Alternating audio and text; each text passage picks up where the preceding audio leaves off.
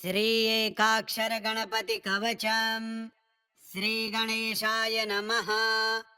नमस्तस्मै गणेशाय सर्वविघ्न विनाशिने कार्यारम्भेषु सर्वेषु पूजितो यः सुरैरपि। पार्वत्युवाच भगवन् देवदेवेश लोकानुग्रहकारकः इदानीं श्रोत्रिमिच्छामि कवचं यत्प्रकाशितम् एकाक्षरस्य मन्त्रस्य त्वया प्रीतेन चेतसा वदैतद्वधिवद्देव यदि ते वल्लभास्म्यहम्।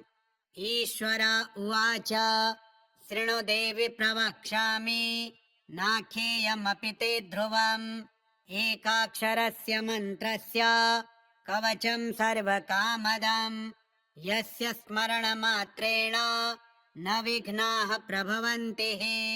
त्रिकालमेककालं वा ये पठन्ति सदा नराः तेषां क्वापि भयं नास्ति संग्रामे संकटे गिरौ भूतवेतालरक्षोभिर्ग्रहेश्चापि न बाध्यते। इदं कवचमज्ञात्वा यो जपेत् गणनायकम् न च सिद्धिमाप्नोति मूढो वर्षशतैरपि। अघोरो मे यथा मन्त्रो मन्त्राणामुत्तमोत्तमः तथेदत्कवचं देवे दुर्लभं भुवि मानवैः। गोपनीयं प्रयत्नेन नाज्येयं यस्य कस्यचित् तव प्रीत्या महेशानि कवचं कथ्यतेऽद्भुतम्। एकाक्षरस्य मन्त्रस्य गणकश्च ऋषिरीरितः त्रिष्टुप् विघ्नेशो देवता परिकीर्तिता। गम्बीजं शक्तिरोङ्कारः सर्वकामार्थसिद्धये सर्वविघ्नविनाशाय विनियोगस्तु कीर्तितः। रक्ताम्भोजस्वरूपं लसदरुण सरोजाधिरूढं त्रिनेत्रं पाशं चैवाङ्कुशं वा वरदमभयदं बाहुभिर्धारयन्तं शक्त्या युक्तं गजास्यं पृथुतरजठरं नागयज्ञोपवीतं देवं चन्द्रार्धचूढं सकलभयहरं विघ्नराजं नमामि। गणेशो मे शिरः पातु भालं पातु गजाननः नेत्रे गणपतिः पातु गजकर्णः श्रुते मम। कपोलौ गणनाथस्तु घ्राणं गन्धर्वपूजितः मुखं मे सुमुखः पातु चिबुकं गिरिजासुतः। जिह्वां पातु गणक्रीडो दन्तान् रक्षतु दुर्मुखः। वाचं विनायकः पातु कष्टं पातु महोत्कटः। स्कन्धौ पातु गजस्कन्धो बाहू मे विघ्ननाशना। हस्तौ रक्षतु हेरम्बो वक्षः पातु महाबलः। हृदयं मे गणपति रुदरं मे महोदरः। नाभिगम्भीरहृदय पृष्ठं पातु सुरप्रियः। कटिं मे विकटः पातु गुह्यं मे गुहपूजितः। ऊरो मे पातु कौमारं जानुनी च गणाधिपः। जङ्घे गजप्रदः पातु गुल्फौ मे धूर्जटिप्रियः। चरणौ दुर्जयः पातुर्साङ्गं गणनायकः। आमोदो मे ग्रतः पातु प्रमोदः पातु पृष्ठतः। दक्षिणे पातु सिद्धिशो वामे विघ्नधरार्चितः। प्राच्यां रक्षतु मां नित्यं चिन्तामणिविनायकः। आग्नेयां वक्रतुण्डो मे दक्षिणस्यामुमासुतः। नैऋत्यां सर्वविघ्नेश पातु नित्यं गणेश्वरः। प्रतीच्यां सिद्धिदः पातु वायव्यां गजकर्णकः। कौबेर्यां सर्वसिद्धिशः ईशान्यामीशनन्दनः। ऊर्ध्वं विनायकः पातु अधो मूषकवाहनः। दिवा गोक्षीरधवल पातु नित्यं गजाननः। रात्रौ पातु गणक्रीडः सन्ध्योः सुरवन्दितः पाशाङ्कुशाभयकरः सर्वतः पातु मां सदा ग्रहभूतपिशाचेभ्यः पातु नित्यं गजाननः सत्त्वं रजस्तमो वाचं बुद्धिं ज्ञानं स्मृतिं दयां धर्मचतुर्विधं लक्ष्मीं लज्जां कीर्तिं कुलं वपुः धनं धान्यं गृहं दारान् पौत्रान् सखींस्तथा एकदन्तो वतु श्रीमान् सर्वतः शङ्करात्मजः सिद्धिदं कीर्तिदं देवे प्रपठे नियतः शुचिः एककालं द्विकालं च वापि चैव भक्तिमान् न तस्य दुर्लभं किञ्चित् त्रिषु लोकेषु विद्यते सर्वपापविनिर्मुक्तो जायते भुवि मानवः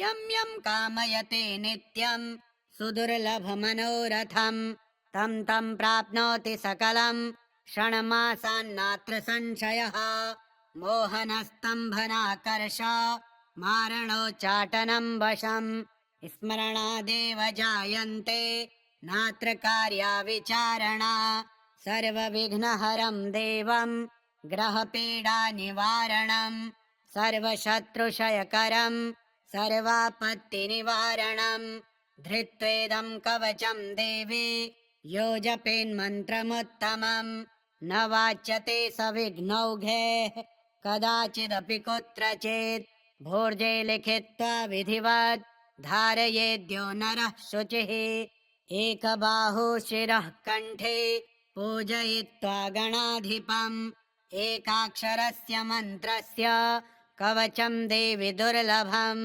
यो धारयेन्महेशानि न विघ्नैरभिभूयते गणेशहृदयं नाम कवचं सर्वसिद्धिदम् पठेद्वा पाठयेद्वापि तस्य सिद्धिकरे स्थिता न प्रकाश्यं महेशानि कवचं यत्र कुत्रचित् दातव्यं भक्तियुक्ताय गुरुदेवपराय च नमस्तस्मै गणेशाय सर्वविघ्नविनाशिने कार्यारम्भेषु सर्वेषु पूजितो यः सुरैरपि पार्वत्युवाच भगवन् देवदेवेश लोकानुग्रहकारकः इदानीं श्रोत्रिमिच्छामि कवचं यत् प्रकाशितम् एकाक्षरस्य मन्त्रस्य त्वया प्रीतेन चेतसा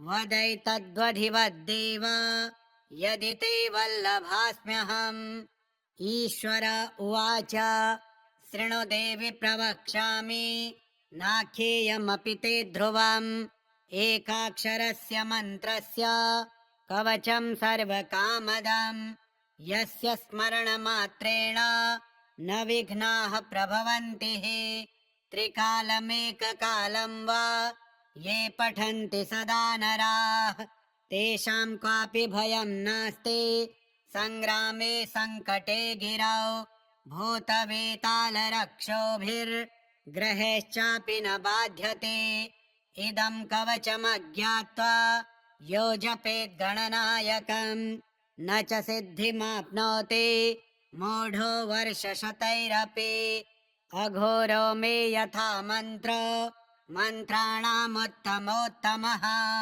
तथैतत्कवचं देवी दुर्लभं भुवि मानवैः गोपनीयं प्रयत्नेन नाज्येयं यस्य कस्यचित् तव प्रीत्या महेशानि कवचं कथ्यतेऽद्भुतम् एकाक्षरस्य मन्त्रस्य गणकश्च ऋषिरेरितः त्रिष्टुप् विघ्नेश देवता परिकीर्तिता गम्बीजं शक्तिरोङ्कारः सर्वकामार्थसिद्धये सर्वविघ्नविनाशाय विनियोगस्तु कीर्तितः रक्ताम्भोजस्वरूपं लसदरुण सरोजाधिरूढं त्रिनेत्रं पाशं चैवाङ्कुशं वा वरदमभयदं बाहुभिर्धारयन्तं शक्त्या युक्तं गजास्यं पृथुतरजठरं नागयज्ञोपवीतं देवं चन्द्रार्धचूढं सकलभयहरं विघ्नराजं नमामि। गणेशो मे शिरः पातु भालं पातु गजाननः। नेत्रे गणपतिः पातु गजकर्णः श्रुते मम। कपोलौ गणनाथस्तु घ्राणं गन्धर्वपूजितः। मुखं मे सुमुखः पातु चिबुकं गिरिजासुतः। जिह्वां पातु गणक्रीड दन्तान् रक्षतु दुर्मुखः। वाचं विनायकः पातु कष्टं पातु महोत्कटः। स्कन्धौ पातु गजस्कन्धो बाहू मे विघ्ननाशना। हस्तौ रक्षतु हेरम्बो वक्षः पातु महाबलः। हृदयं मे गणपति रुदरं मे महोदरः। नाभिगम्भीरहृदय पृष्ठं पातु सुरप्रियः। कटिं मे विकटः पातु गुह्यं मे गुहपूजितः। ऊरो मे पातु कौमारं जानुनी च गणाधिपः। जङ्घे गजप्रदः पातु गुल्फौ मे धूर्जटिप्रियः। चरणौ दुर्जयः पातुर्साङ्गं गणनायकः। आमोदो मे ग्रतः पातु प्रमोदः पातु पृष्ठतः। दक्षिणे पातु सिद्धिशो वामे विघ्नधरार्चितः।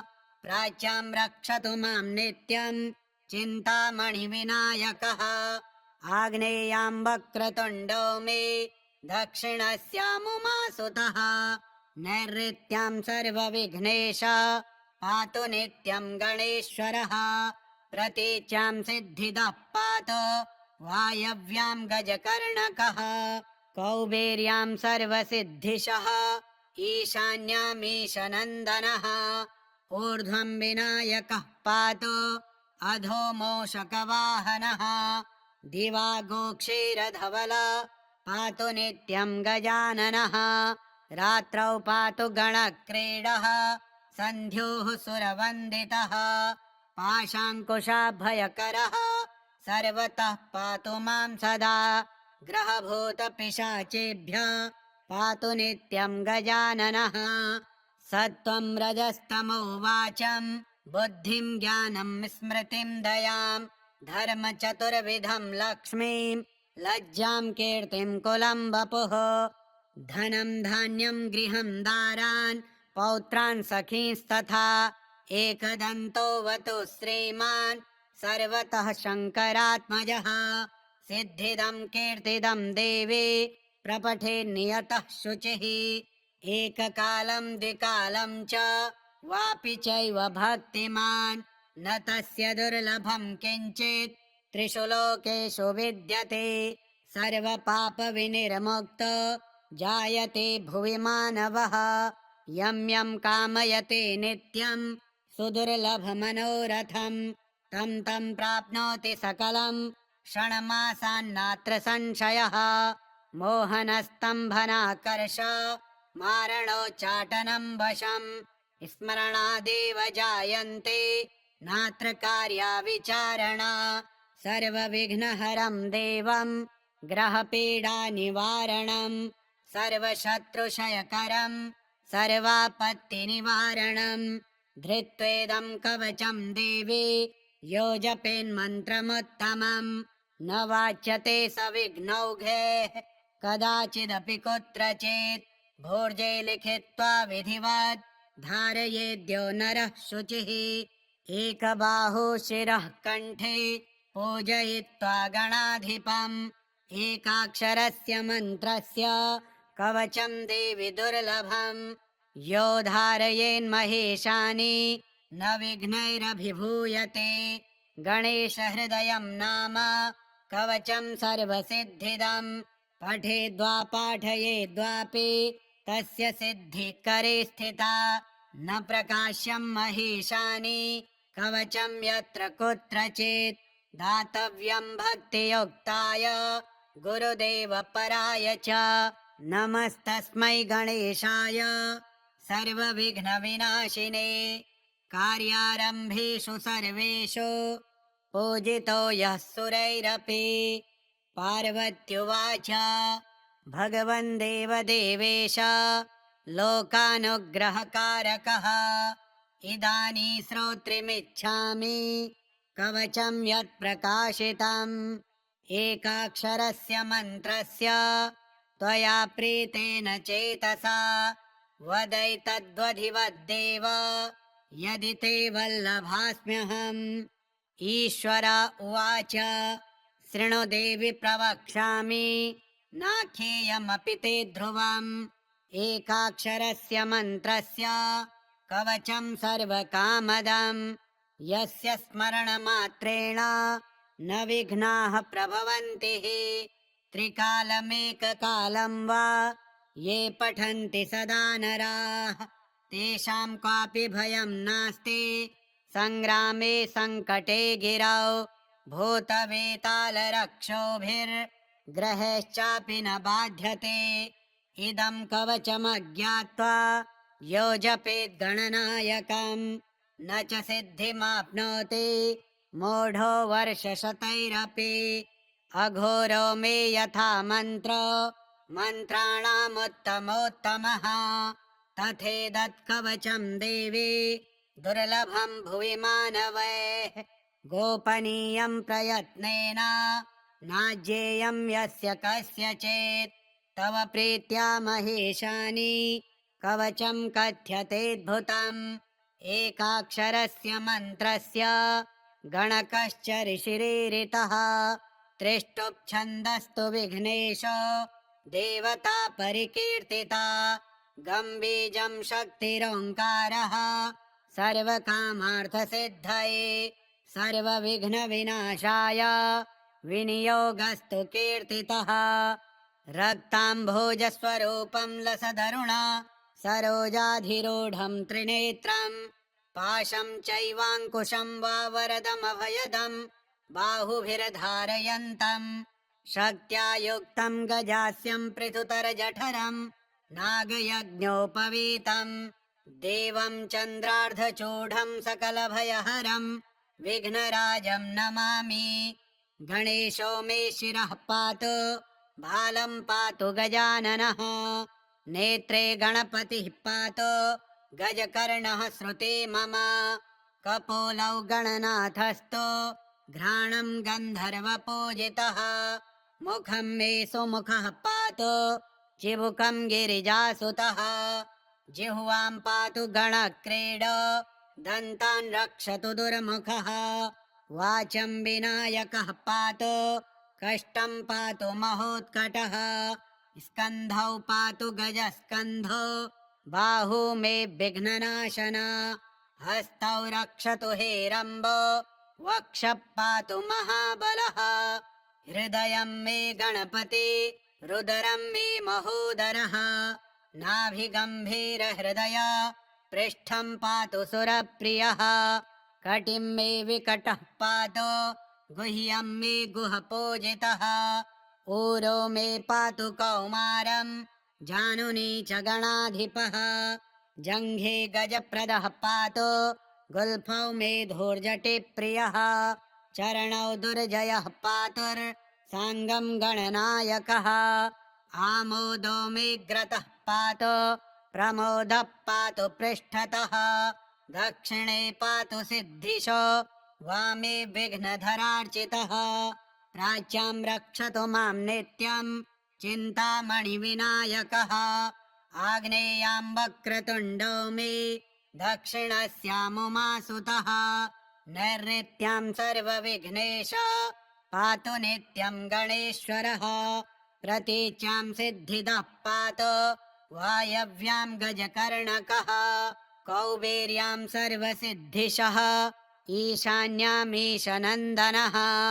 ऊर्ध्वं विनायकः पातु अधो मूषकवाहनः दिवा गोक्षेरधवल पातु नित्यं गजाननः रात्रौ पातु गणक्रीडः सन्ध्योः सुरवन्दितः पाशाङ्कुशाभयकरः सर्वतः पातु मां सदा ग्रहभूतपिशाचेभ्यः पातु नित्यं गजाननः सत्त्वं रजस्तमो वाचं बुद्धिं ज्ञानं स्मृतिं दयां धर्मचतुर्विधं लक्ष्मीं लज्जां कीर्तिं कुलं वपुः धनं धान्यं गृहं दारान् पौत्रान् सखींस्तथा एकदन्तो वतु श्रीमान् सर्वतः शङ्करात्मजः सिद्धिदं कीर्तिदं देवी प्रपठे नियतः शुचिः एककालं द्विकालं च वापि चैव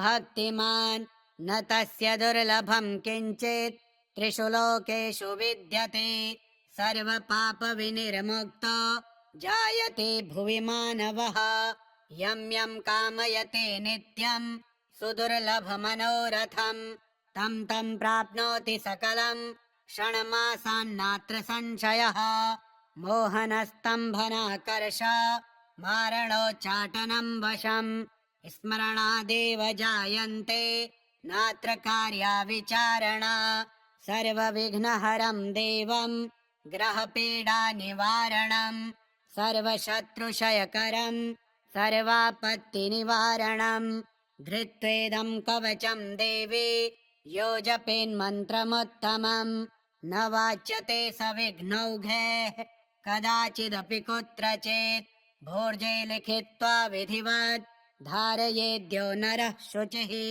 एकबाहो शिरः कण्ठे पूजयित्वा गणाधिपम् एकाक्षरस्य मन्त्रस्य कवचं देवि दुर्लभम् यो धारयेन्महेशानि न विघ्नैरभिभूयते गणेशहृदयं नाम कवचं सर्वसिद्धिदम् पठेद्वा पाठयेद्वापि तस्य सिद्धिकरे स्थिता न प्रकाश्यं महेशानि कवचं यत्र कुत्रचित् दातव्यं भक्तियुक्ताय गुरुदेवपराय च नमस्तस्मै गणेशाय सर्वविघ्नविनाशिने कार्यारम्भेषु सर्वेषु पूजितो यः सुरैरपि पार्वत्युवाच भगवन् देवदेवेश लोकानुग्रहकारकः इदानीं श्रोत्रिमिच्छामि कवचं यत् प्रकाशितम् एकाक्षरस्य मन्त्रस्य त्वया प्रीतेन चेतसा वदैतद्वधिवद्देव यदि ते वल्लभास्म्यहम् ईश्वर उवाच शृणु देवि प्रवक्ष्यामि नाख्येयमपि ते ध्रुवम् एकाक्षरस्य मन्त्रस्य कवचं सर्वकामदम् यस्य स्मरणमात्रेण न विघ्नाः प्रभवन्ति त्रिकालमेककालं वा ये पठन्ति सदा नराः तेषां क्वापि भयं नास्ति संग्रामे संकटे गिरौ भूतवेतालरक्षोभिर्ग्रहैश्चापि न बाध्यते इदं कवचमज्ञात्वा यो जपेद्गणनायकम् न च सिद्धिमाप्नोति मूढो वर्षशतैरपि अघोरो मे यथा मन्त्रो मन्त्राणामुत्तमोत्तमः तथेदत्कवचं देवी दुर्लभं भुवि मानवैः गोपनीयं प्रयत्नेन नाज्येयं यस्य कस्यचित् तव प्रीत्या महेशानि कवचं कथ्यतेऽद्भुतम् एकाक्षरस्य मन्त्रस्य गणकश्च ऋषिरीरितः त्रिष्टुप् विघ्नेशो देवता परिकीर्तिता गम्बीजं शक्तिरोङ्कारः सर्वकामार्थसिद्धये सर्वविघ्नविनाशाय विनियोगस्तु कीर्तितः रक्ताम्भोजस्वरूपं लसदरुण सरोजाधिरूढं त्रिनेत्रं पाशं चैवाङ्कुशं वा वरदमभयदं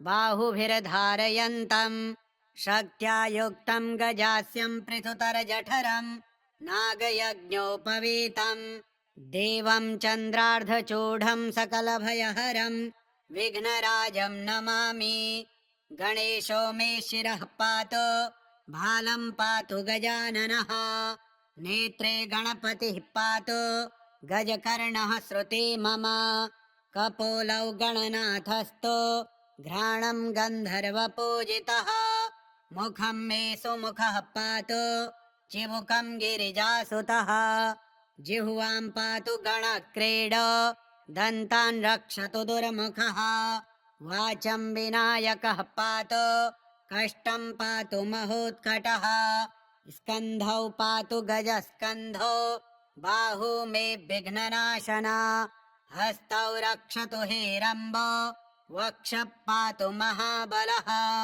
हृदयं मे गणपति रुदरं मे महोदरः नाभिगम्भीरहृदय पृष्ठं पातु सुरप्रियः कटिं मे विकटः पातु गुह्यं मे गुहपूजितः ऊरो मे पातु कौमारं जानुनी च गणाधिपः जङ्घे गजप्रदः पातु गुल्फौ मे धूर्जटिप्रियः चरणौ दुर्जयः पातुर्साङ्गं गणनायकः आमोदो मे ग्रतः पातु प्रमोदः पातु पृष्ठतः दक्षिणे पातु सिद्धिशो वामे विघ्नधरार्चितः प्राच्यां रक्षतु मां नित्यं चिन्तामणिविनायकः आग्नेयां वक्रतुण्डो मे दक्षिणस्यामुमासुतः नैऋत्यां सर्वविघ्नेश पातु नित्यं गणेश्वरः प्रतीच्यां सिद्धिदः पातु वायव्यां गजकर्णकः कौबेर्यां सर्वसिद्धिशः ईशान्यामीशनन्दनः ऊर्ध्वं विनायकः पातु अधो मूषकवाहनः दिवा गोक्षीरधवल पातु नित्यं गजाननः रात्रौ पातु गणक्रीडः सन्ध्योः सुरवन्दितः पाशाङ्कुशाभयकरः सर्वतः पातु मां सदा ग्रहभूतपिशाचेभ्यः पातु नित्यं गजाननः सत्त्वं रजस्तमो वाचं बुद्धिं ज्ञानं स्मृतिं दयां धर्मचतुर्विधं लक्ष्मीं लज्जां कीर्तिं कुलं वपुः धनं धान्यं गृहं दारान् पौत्रान् सखींस्तथा एकदन्तो वतु श्रीमान् सर्वतः शङ्करात्मजः सिद्धिदं कीर्तिदं देवे प्रपठे नियतः शुचिः एककालं द्विकालं च वापि चैव भक्तिमान् न तस्य दुर्लभं किञ्चित् त्रिषु लोकेषु विद्यते सर्वपापविनिर्मुक्तो जायते भुवि मानवः यं यं कामयते नित्यं सुदुर्लभमनोरथं तं तं प्राप्नोति सकलं क्षणमासान्नात्र संशयः मोहनस्तम्भनाकर्ष मारणोच्चाटनं वशं स्मरणादेव जायन्ते नात्र कार्या विचारणा सर्वविघ्नहरं देवं ग्रहपीडानिवारणं सर्वशत्रुक्षयकरं सर्वापत्तिनिवारणं धृत्वेदं कवचं देवे यो जपेन्मन्त्रमुत्तमं न वाच्यते स विघ्नौघैः कदाचिदपि कुत्रचित् भूर्जे लिखित्वा विधिवत् धारयेद्यो नरः शुचिः एकबाहो शिरः कण्ठे पूजयित्वा गणाधिपम् एकाक्षरस्य मन्त्रस्य कवचं देवि दुर्लभम् यो धारयेन्महेशानि न विघ्नैरभिभूयते गणेशहृदयं नाम कवचं सर्वसिद्धिदम् पठेद्वा पाठयेद्वापि तस्य सिद्धिकरे स्थिता न प्रकाश्यं महेशानि कवचं यत्र कुत्रचित् दातव्यं भक्तियुक्ताय गुरुदेवपराय च नमस्तस्मै गणेशाय सर्वविघ्नविनाशिने कार्यारम्भेषु सर्वेषु पूजितो यः सुरैरपि पार्वत्युवाच भगवन् देवदेवेश लोकानुग्रहकारकः इदानीं श्रोत्रिमिच्छामि कवचं यत् प्रकाशितम् एकाक्षरस्य मन्त्रस्य त्वया प्रीतेन चेतसा वदैतद्वधिवद्देव यदि ते वल्लभास्म्यहम्। ईश्वर उवाच शृणु देवि प्रवक्ष्यामि नाख्येयमपि ते ध्रुवम्।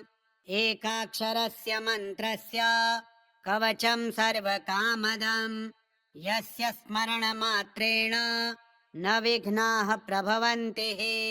त्रिकालमेककालं वा ये पठन्ति सदा नराः तेषां क्वापि भयं नास्ति संग्रामे संकटे गिरौ भूतवेतालरक्षोभिर्ग्रहेश्चापि न बाध्यते।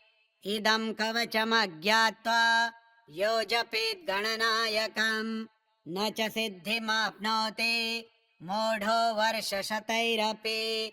अघोरो मे यथा मन्त्रो मन्त्राणामुत्तमोत्तमः तथेदत्कवचं देवी दुर्लभं भुवि मानवैः। गोपनीयं प्रयत्नेन नाज्ञेयं यस्य कस्यचित् तव प्रीत्या महेशानि कवचं कथ्यतेऽद्भुतम्। एकाक्षरस्य मन्त्रस्य गणकश्च ऋषिरीरितः त्रिष्टुप् विघ्नेशो देवता परिकीर्तिता। गम्बीजं शक्तिरोङ्कारः सर्वकामार्थसिद्धये सर्वविघ्नविनाशाय विनियोगस्तु कीर्तितः। रक्ताम्भोजस्वरूपं लसदरुण सरोजाधिरूढं त्रिनेत्रं पाशं चैवाङ्कुशं वा वरदमभयदं बाहुभिर्धारयन्तं शक्त्या युक्तं गजास्यं पृथुतरजठरं नागयज्ञोपवीतं देवं चन्द्रार्धचूढं सकलभयहरं विघ्नराजं नमामि। गणेशो मे शिरः पातु भालं पातु गजाननः नेत्रे गणपतिः पातु गजकर्णः श्रुते मम। कपोलौ गणनाथस्तु घ्राणं गन्धर्वपूजितः मुखं मे सुमुखः पातु चिबुकं गिरिजासुतः। जिह्वां पातु गणक्रीडो दन्तान् रक्षतु दुर्मुखः वाचं विनायकः पातु कष्टं पातु महोत्कटः। स्कन्धौ पातु गजस्कन्धो बाहू मे विघ्ननाशना हस्तौ रक्षतु हेरम्बो वक्षः पातु महाबलः। हृदयं मे गणपति रुदरं मे महोदरः नाभिगम्भीरहृदय पृष्ठं पातु सुरप्रियः। कटिं मे विकटः पातु गुह्यं मे गुहपूजितः। ऊरो मे पातु कौमारं जानुनी च गणाधिपः। जङ्घे गजप्रदः पातु गुल्फौ मे धूर्जटिप्रियः। चरणौ दुर्जयः पातुर्साङ्गं गणनायकः। आमोदो मे ग्रतः पातु प्रमोदः पातु पृष्ठतः। दक्षिणे पातु सिद्धिशो वामे विघ्नधरार्चितः। प्राच्यां रक्षतु मां नित्यं चिन्तामणिविनायकः। आग्नेयां वक्रतुण्डो मे दक्षिणस्यामुमासुतः। नैऋत्यां सर्वविघ्नेश पातु नित्यं गणेश्वरः। प्रतीच्यां सिद्धिदः पातु वायव्यां गजकर्णकः। कौबेर्यां सर्वसिद्धिशः ईशान्यामीशनन्दनः। ऊर्ध्वं विनायकः पातु अधो मूषकवाहनः। दिवा गोक्षेरधवल पातु नित्यं गजाननः। रात्रौ पातु गणक्रीडः सन्ध्योः सुरवन्दितः। पाशाङ्कुशाभयकरः सर्वतः पातु मां सदा। ग्रहभूतपिशाचेभ्यः पातु नित्यं गजाननः। सत्त्वं रजस्तमो वाचं बुद्धिं ज्ञानं स्मृतिं दयां धर्मचतुर्विधं लक्ष्मीं लज्जां कीर्तिं कुलं वपुः। धनं धान्यं गृहं दारान् पौत्रान् सखींस्तथा एकदन्तोऽवतु श्रीमान् सर्वतः शङ्करात्मजः सिद्धिदं कीर्तिदं देवी प्रपठे नियतः शुचिः एककालं द्विकालं च वापि चैव भक्तिमान् न तस्य दुर्लभं किञ्चित् त्रिषु लोकेषु विद्यते सर्वपापविनिर्मुक्तो जायते भुवि मानवः यं यं कामयते नित्यं सुदुर्लभमनोरथम् तं तं प्राप्नोति सकलं क्षणमासान्नात्र संशयः मोहनस्तम्भनाकर्ष मारणोच्चाटनं वशम् स्मरणादेव जायन्ते नात्र कार्या विचारणा सर्वविघ्नहरं देवं ग्रहपीडानिवारणं सर्वशत्रुक्षयकरं सर्वापत्तिनिवारणं धृत्वेदं कवचं देवी यो जपेन्मन्त्रमुत्तमं न वाच्यते स विघ्नौघैः कदाचिदपि कुत्रचित् भोर्जे लिखित्वा विधिवत् धारयेद्यो नरः शुचिः एकबाहु शिरः कण्ठे पूजयित्वा गणाधिपम् एकाक्षरस्य मन्त्रस्य कवचं देवि दुर्लभम् यो धारयेन्महेशानि न विघ्नैरभिभूयते गणेशहृदयं नाम कवचं सर्वसिद्धिदम् पठेद्वा पाठयेद्वापि तस्य सिद्धिकरी स्थिता न प्रकाश्यं महेशानि कवचं यत्र कुत्रचित् दातव्यं भक्तियुक्ताय गुरुदेवपराय च नमस्तस्मै गणेशाय सर्वविघ्नविनाशिने कार्यारम्भेषु सर्वेषु पूजितो यः सुरैरपि पार्वत्युवाच भगवन् देवदेवेश लोकानुग्रहकारकः इदानीं श्रोत्रिमिच्छामि कवचं यत्प्रकाशितम् एकाक्षरस्य मन्त्रस्य त्वया प्रीतेन चेतसा वदैतद्वधिवद्देव यदि ते वल्लभास्म्यहम् ईश्वर उवाच शृणु देवि प्रवक्ष्यामि नाख्येयमपि ते ध्रुवम् एकाक्षरस्य मन्त्रस्य कवचं सर्वकामदम् यस्य स्मरणमात्रेण न विघ्नाः प्रभवन्ति त्रिकालमेककालं वा ये पठन्ति सदा नराः तेषां क्वापि भयं नास्ति संग्रामे संकटे गिरौ भूतवेतालरक्षोभिर्ग्रहेश्चापि न बाध्यते इदं कवचमज्ञात्वा यो जपेद्गणनायकम् न च सिद्धिमाप्नोति मूढो वर्षशतैरपि अघोरो मे यथा मन्त्रो मन्त्राणामुत्तमोत्तमः तथेदत्कवचं देवी दुर्लभं भुवि मानवैः गोपनीयं प्रयत्नेन नाज्येयं यस्य कस्यचित् तव प्रीत्या महेशानि कवचं कथ्यतेऽद्भुतम् एकाक्षरस्य मन्त्रस्य गणकश्च ऋषिरीरितः त्रिष्टुप्छन्दस्तु विघ्नेशो देवता परिकीर्तिता गम्बीजं शक्तिरोङ्कारः सर्वकामार्थसिद्धये सर्वविघ्नविनाशाय विनियोगस्तु कीर्तितः रक्ताम्भोजस्वरूपं लसदरुण सरोजाधिरूढं त्रिनेत्रं पाशं चैवाङ्कुशं वा वरदमभयदं बाहुभिर्धारयन्तं शक्त्या युक्तं गजास्यं पृथुतरजठरं नागयज्ञोपवीतं देवं चन्द्रार्धचूढं सकलभयहरं विघ्नराजं नमामि गणेशो मे शिरः पातु भालं पातु गजाननः नेत्रे गणपतिः पातु गजकर्णः श्रुते मम कपोलौ गणनाथस्तु घ्राणं गन्धर्वपूजितः मुखं मे सुमुखः पातु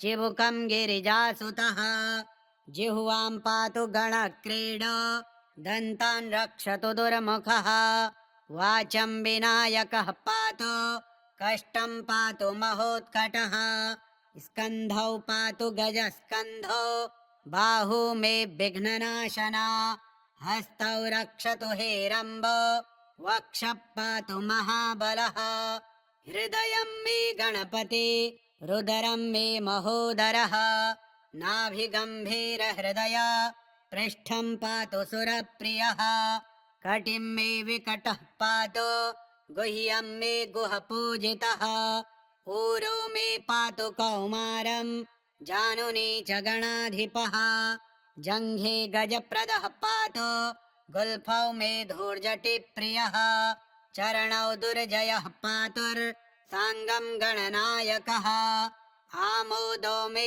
ग्रतः पातु प्रमोदः पातु पृष्ठतः दक्षिणे पातु सिद्धिशो वामे विघ्नधरार्चितः प्राच्यां रक्षतु मां नित्यं चिन्तामणिविनायकः आग्नेयां वक्रतुण्डो मे दक्षिणस्यामुमासुतः नैऋत्यां सर्वविघ्नेश पातु नित्यं गणेश्वरः प्रतीच्यां सिद्धिदः पातु वायव्यां गजकर्णकः कौबेर्यां सर्वसिद्धिशः ईशान्यामीशनन्दनः ऊर्ध्वं विनायकः पातु अधो मूषकवाहनः दिवा गोक्षीरधवल पातु नित्यं गजाननः रात्रौ पातु गणक्रीडः सन्ध्योः सुरवन्दितः पाशाङ्कुशाभयकरः सर्वतः पातु मां सदा ग्रहभूतपिशाचेभ्यः पातु नित्यं गजाननः सत्त्वं रजस्तमो वाचं बुद्धिं ज्ञानं स्मृतिं दयां धर्मचतुर्विधं लक्ष्मीं लज्जां कीर्तिं कुलं वपुः धनं धान्यं गृहं दारान् पौत्रान् सखींस्तथा एकदन्तो वतु श्रीमान् सर्वतः शङ्करात्मजः सिद्धिदं कीर्तिदं देवी प्रपठे नियतः शुचिः एककालं द्विकालं च वापि चैव भक्तिमान् न तस्य दुर्लभं किञ्चित् त्रिषु लोकेषु विद्यते सर्वपापविनिर्मुक्तो जायते भुवि मानवः यं यं कामयते नित्यं सुदुर्लभमनोरथं तं तं प्राप्नोति सकलं षण्मासान्नात्र संशयः मोहनस्तम्भनाकर्ष मारणोच्चाटनं वशं स्मरणादेव जायन्ते नात्र कार्या विचारणा सर्वविघ्नहरं देवं ग्रहपीडानिवारणं सर्वशत्रुक्षयकरं सर्वापत्तिनिवारणं धृत्वेदं कवचं देवे यो जपेन्मन्त्रमुत्तमं न वाच्यते स विघ्नौघैः कदाचिदपि कुत्रचित् भूर्जे लिखित्वा विधिवत् धारयेद्यो नरः शुचिः एकबाहु शिरः कण्ठे पूजयित्वा गणाधिपम् एकाक्षरस्य मन्त्रस्य कवचं देवि दुर्लभम् यो धारयेन्महेशानि न विघ्नैरभिभूयते गणेशहृदयं नाम कवचं सर्वसिद्धिदं पठेद्वा पाठयेद्वापि तस्य सिद्धिकरे स्थिता न प्रकाश्यं महेशानि कवचं यत्र कुत्रचित् दातव्यं भक्तियुक्ताय गुरुदेवपराय च नमस्तस्मै गणेशाय सर्वविघ्नविनाशिने कार्यारम्भेषु सर्वेषु पूजितो यः सुरैरपि पार्वत्युवाच भगवन् देवदेवेश लोकानुग्रहकारकः इदानीं श्रोत्रिमिच्छामि कवचं यत् प्रकाशितम् एकाक्षरस्य मन्त्रस्य त्वया प्रीतेन चेतसा वदैतद्वधिवद्देव यदि ते वल्लभास्म्यहम् ईश्वर उवाच शृणु देवि प्रवक्ष्यामि नाख्येयमपि ते ध्रुवम् एकाक्षरस्य मन्त्रस्य कवचं सर्वकामदम् यस्य स्मरणमात्रेण न विघ्नाः प्रभवन्ति त्रिकालमेककालं वा ये पठन्ति सदा नराः तेषां क्वापि भयं नास्ति संग्रामे संकटे गिरौ भूतवेतालरक्षोभिर्ग्रहेश्चापि न बाध्यते इदं कवचमज्ञात्वा यो जपेत् गणनायकम् न च सिद्धिमाप्नोति मूढो वर्षशतैरपि अघोरो मे यथा मन्त्रो मन्त्राणामुत्तमोत्तमः तथेदत्कवचं देवी दुर्लभं भुवि मानवैः गोपनीयं प्रयत्नेन नाज्येयं यस्य कस्यचित् तव प्रीत्या महेशानि कवचं कथ्यतेऽद्भुतम् एकाक्षरस्य मन्त्रस्य गणकश्च ऋषिरीरितः त्रिष्टुप् विघ्नेशो देवता परिकीर्तिता गम्बीजं शक्तिरोङ्कारः सर्वकामार्थसिद्धये सर्वविघ्नविनाशाय विनियोगस्तु कीर्तितः रक्ताम्भोजस्वरूपं लसदरुण सरोजाधिरूढं त्रिनेत्रम् पाशं चैवाङ्कुशं वा वरदमभयदं बाहुभिर्धारयन्तम् शक्त्या युक्तं गजास्यं पृथुतरजठरं नागयज्ञोपवीतं देवं चन्द्रार्धचूढं सकलभयहरं विघ्नराजं नमामि गणेशो मे शिरः पातु भालं पातु गजाननः नेत्रे गणपतिः पातु गजकर्णः श्रुते मम कपोलौ गणनाथस्तु घ्राणं गन्धर्वपूजितः मुखं मे सुमुखः पातु चिबुकं गिरिजासुतः जिह्वां पातु गणक्रीडो दन्तान् रक्षतु दुर्मुखः वाचं विनायकः पातु कष्टं पातु महोत्कटः स्कन्धौ पातु गजस्कन्धो बाहू मे विघ्ननाशना हस्तौ रक्षतु हेरम्बो वक्षः पातु महाबलः हृदयं मे गणपति रुदरं मे महोदरः नाभिगम्भीरहृदय पृष्ठं पातु सुरप्रियः कटिं मे विकटः पातु गुह्यं मे गुहपूजितः ऊरो मे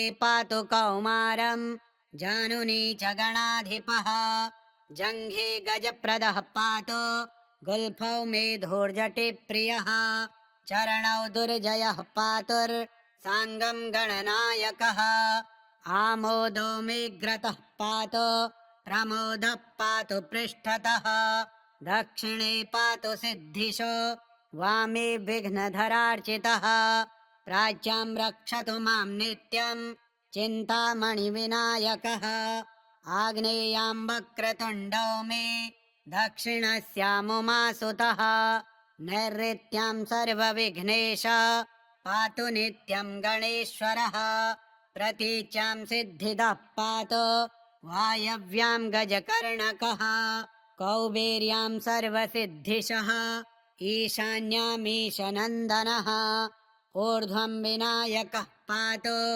अधो मूषकवाहनः दिवा गोक्षीरधवल पातु नित्यं गजाननः रात्रौ पातु गणक्रीडः सन्ध्योः सुरवन्दितः पाशाङ्कुशाभयकरः सर्वतः पातु मां सदा ग्रहभूतपिशाचेभ्यः पातु नित्यं गजाननः सत्त्वं रजस्तमो वाचं बुद्धिं ज्ञानं स्मृतिं दयां धर्मचतुर्विधं लक्ष्मीं लज्जां कीर्तिं कुलं वपुः धनं धान्यं गृहं दारान् पौत्रान् सखींस्तथा एकदन्तो वतु श्रीमान् सर्वतः शङ्करात्मजः सिद्धिदं कीर्तिदं देवी प्रपठे नियतः शुचिः एककालं द्विकालं च वापि चैव भक्तिमान् न तस्य दुर्लभं किञ्चित्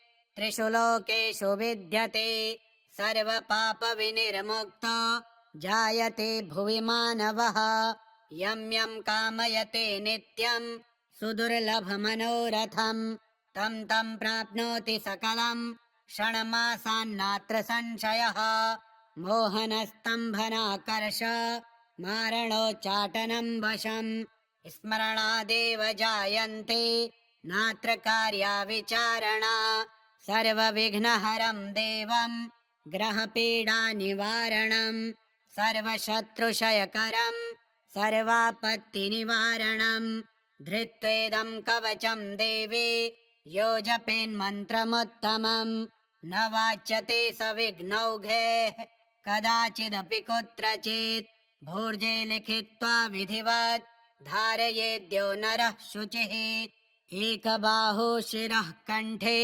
पूजयित्वा गणाधिपम् एकाक्षरस्य मन्त्रस्य कवचं देवि दुर्लभम् यो धारयेन्महेशानि न विघ्नैरभिभूयते गणेशहृदयं नाम कवचं सर्वसिद्धिदम् पठेद्वा पाठयेद्वापि तस्य सिद्धिः करे स्थिता न प्रकाश्यं महेशानि कवचं यत्र कुत्रचित् दातव्यं भक्तियुक्ताय गुरुदेवपराय च नमस्तस्मै गणेशाय सर्वविघ्नविनाशिने कार्यारम्भेषु सर्वेषु पूजितो यः सुरैरपि पार्वत्युवाच भगवन् देवदेवेश लोकानुग्रहकारकः इदानीं श्रोत्रिमिच्छामि कवचं यत् प्रकाशितम्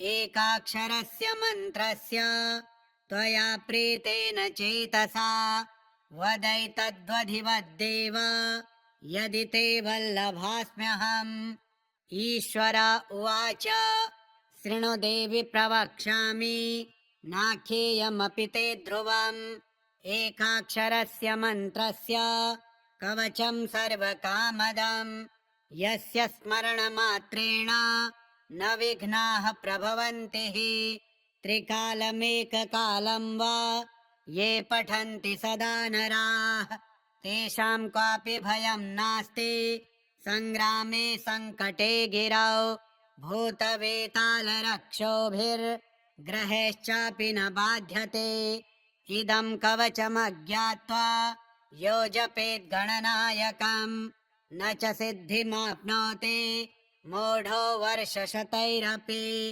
अघोरो मे यथा मन्त्रो मन्त्राणामुत्तमोत्तमः तथेदत्कवचं देवी दुर्लभं भुवि मानवैः गोपनीयं प्रयत्नेन नाज्येयं यस्य कस्यचित् तव प्रीत्या महेशानि कवचं कथ्यतेऽद्भुतम् एकाक्षरस्य मन्त्रस्य गणकश्च ऋषिरेरितः त्रिष्टुप् विघ्नेशो देवता परिकीर्तिता गम्बीजं शक्तिरोङ्कारः सर्वकामार्थसिद्धये सर्वविघ्नविनाशाय विनियोगस्तु कीर्तितः रक्ताम्भोजस्वरूपं लसतरुण सरोजाधिरूढं त्रिनेत्रं पाशं चैवाङ्कुशं वा वरदमभयदं बाहुभिर्धारयन्तं शक्त्या युक्तं गजास्यं पृथुतरजठरं नागयज्ञोपवीतं देवं चन्द्रार्धचूढं सकलभयहरं विघ्नराजं नमामि गणेशो मे शिरः पातु भालं पातु गजाननः नेत्रे गणपतिः पातु गजकर्णः श्रुति मम कपोलौ गणनाथस्तु घ्राणं गन्धर्वपूजितः मुखं मे सुमुखः पातु चिबुकं गिरिजासुतः जिह्वां पातु गणक्रीडो दन्तान् रक्षतु दुर्मुखः वाचं विनायकः पातु कष्टं पातु महोत्कटः स्कन्धौ पातु गजस्कन्धो बाहू मे विघ्ननाशना हस्तौ रक्षतु हेरम्बो वक्षः पातु महाबलः हृदयं मे गणपति रुदरं मे महोदरः नाभिगम्भीरहृदय पृष्ठं पातु सुरप्रियः कटिं मे विकटः पातु गुह्यं मे गुहपूजितः ऊरो मे पातु कौमारं जानुनी च गणाधिपः जङ्घे गजप्रदः पातु गुल्फौ मे धूर्जटिप्रियः चरणौ दुर्जयः पातुर्साङ्गं गणनायकः आमोदो मे ग्रतः पातु प्रमोदः पातु पृष्ठतः दक्षिणे पातु सिद्धिशो वामे विघ्नधरार्चितः प्राच्यां रक्षतु मां नित्यं चिन्तामणिविनायकः आग्नेयां वक्रतुण्डो मे दक्षिणस्यामुमासुतः नैऋत्यां सर्वविघ्नेश पातु नित्यं गणेश्वरः प्रतीच्यां सिद्धिदः पातु वायव्यां गजकर्णकः कौबेर्यां सर्वसिद्धिशः ईशान्यामीशनन्दनः ऊर्ध्वं विनायकः पातु अधो मूषकवाहनः दिवा गोक्षीरधवल पातु नित्यं गजाननः रात्रौ पातु गणक्रीडः सन्ध्योः सुरवन्दितः पाशाङ्कुशाभयकरः सर्वतः पातु मां सदा ग्रहभूतपिशाचेभ्यः पातु नित्यं गजाननः सत्त्वं रजस्तमो वाचं बुद्धिं ज्ञानं स्मृतिं दयां धर्मचतुर्विधं लक्ष्मीं लज्जां कीर्तिं कुलं वपुः धनं धान्यं गृहं दारान् पौत्रान् सखींस्तथा एकदन्तो वतु श्रीमान्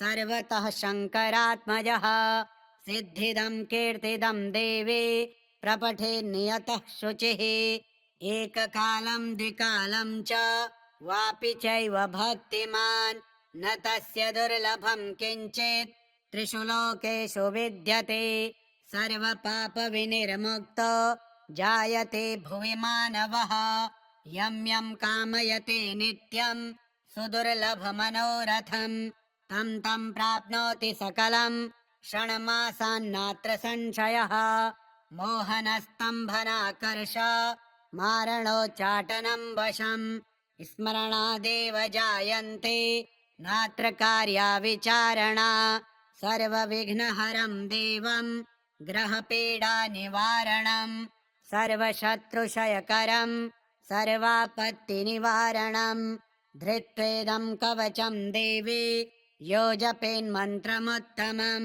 न वाच्यते सविघ्नौघैः कदाचिदपि कुत्रचित् भूर्जे लिखित्वा विधिवत् धारयेद्यो नरः शुचिः एकबाहु शिरः कण्ठे पूजयित्वा गणाधिपम् एकाक्षरस्य मन्त्रस्य कवचं देवि दुर्लभम् यो धारयेन्महेशानि न विघ्नैरभिभूयते गणेशहृदयं नाम कवचं सर्वसिद्धिदम् पठेद्वा पाठयेद्वापि तस्य सिद्धिकरे स्थिता न प्रकाश्यं महेशानि कवचं यत्र कुत्रचित् दातव्यं भक्तियुक्ताय गुरुदेवपराय च नमस्तस्मै गणेशाय सर्वविघ्नविनाशिने कार्यारम्भेषु सर्वेषु पूजितो यः सुरैरपि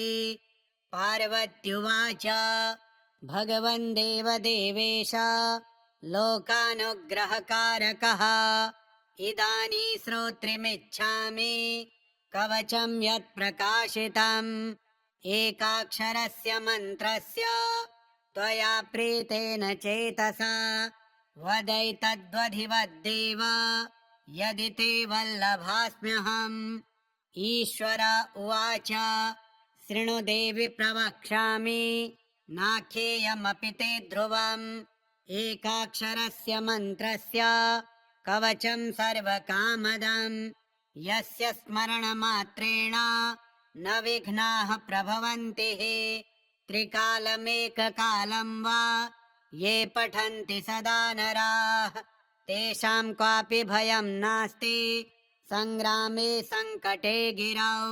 भूतवेतालरक्षोभिर्ग्रहेश्चापि न बाध्यते इदं कवचमज्ञात्वा यो जपेत् गणनायकम् न च सिद्धिमाप्नोति मूढो वर्षशतैरपि अघोरो मे यथा मन्त्रो मन्त्राणामुत्तमोत्तमः तथेदत्कवचं देवी दुर्लभं भुवि मानवैः गोपनीयं प्रयत्नेन नाज्येयं यस्य कस्यचित् तव प्रीत्या महेशानि कवचं कथ्यतेऽद्भुतम् एकाक्षरस्य मन्त्रस्य गणकश्च ऋषिरीरितः त्रिष्टुप् विघ्नेशो देवता परिकीर्तिता गम्बीजं शक्तिरोङ्कारः सर्वकामार्थसिद्धये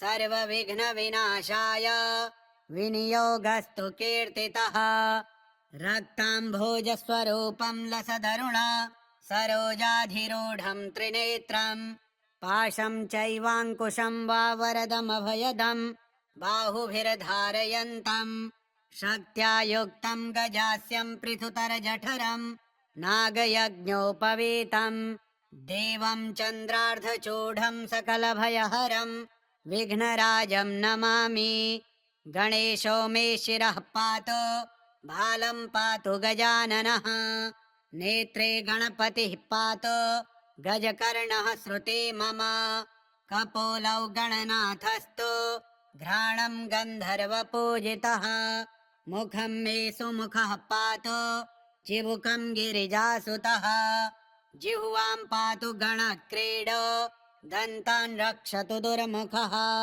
वाचं विनायकः पातु कष्टं पातु महोत्कटः स्कन्धौ पातु गजस्कन्धो बाहू मे विघ्ननाशना हस्तौ रक्षतु हेरम्बो वक्षः पातु महाबलः हृदयं मे गणपति रुदरं मे महोदरः नाभिगम्भीरहृदय पृष्ठं पातु सुरप्रियः कटिं मे विकटः पातु गुह्यं मे गुहपूजितः ऊरो मे पातु कौमारं जानुनी च गणाधिपः जङ्घे गजप्रदः पातु गुल्फौ मे धूर्जटिप्रियः चरणौ दुर्जयः पातुर्साङ्गं गणनायकः आमोदो मे ग्रतः पातु प्रमोदः पातु पृष्ठतः दक्षिणे पातु सिद्धिशो वामे विघ्नधरार्चितः